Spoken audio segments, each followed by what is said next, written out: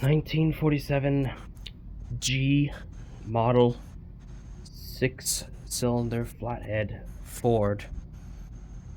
So if you have an engine that's like in this shape, really old and hasn't had a valve job in probably over 70 years, you're probably gonna have to do this. First, purchase a Dremel, mainly one that has a flexible end to it. Metal cutting bits, pliers, hammer, channel locks, and maybe you'd like to spin the engine as well. So the bolt for the front of the crankshaft on my engine, it probably is same on yours, is a 1 5/16 of an inch. Fits right over there. And something to tap the guide slightly down so you can remove the clip, like a punch that's like this.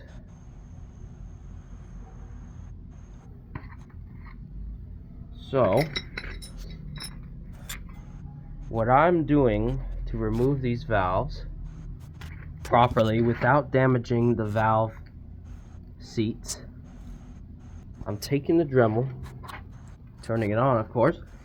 I cut one side of the spring and then I cut another side near it, so then it becomes two pieces, so then I can separate, and you don't have to cut the entirety of the spring.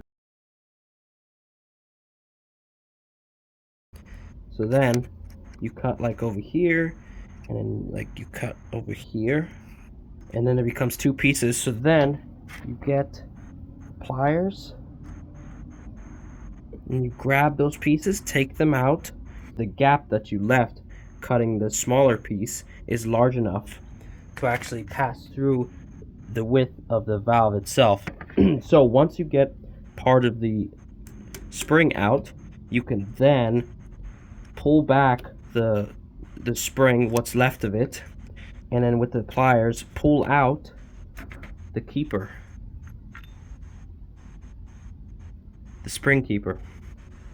And then once you get that, you pull the valve like that, and then you'll have enough room to actually pull the rest of the spring out.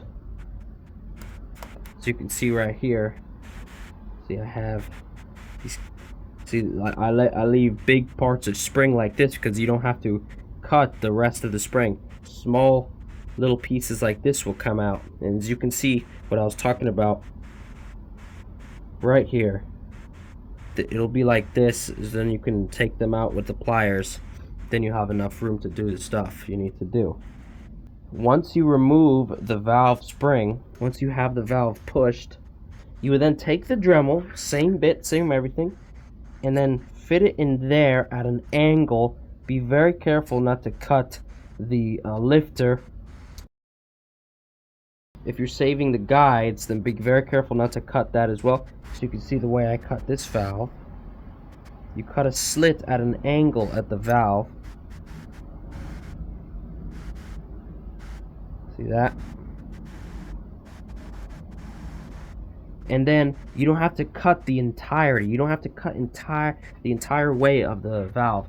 Once you get like halfway through the valve itself, you take the hammer and then chisel, and you put it at an angle, and then you hammer that lower piece of the valve. You hammer that, bang bang bang, and then it basically breaks. It breaks off the rest of the valve, so then you can actually pull it out. There we go.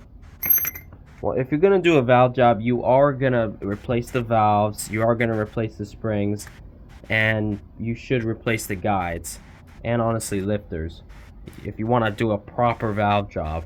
And of course, you do not damage this method that I've just made up. Does not damage the components.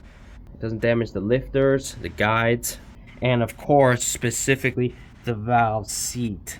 Do not damage that. You want those valves to seat. And of course, you're gonna lap new valves in. So I hope this helps.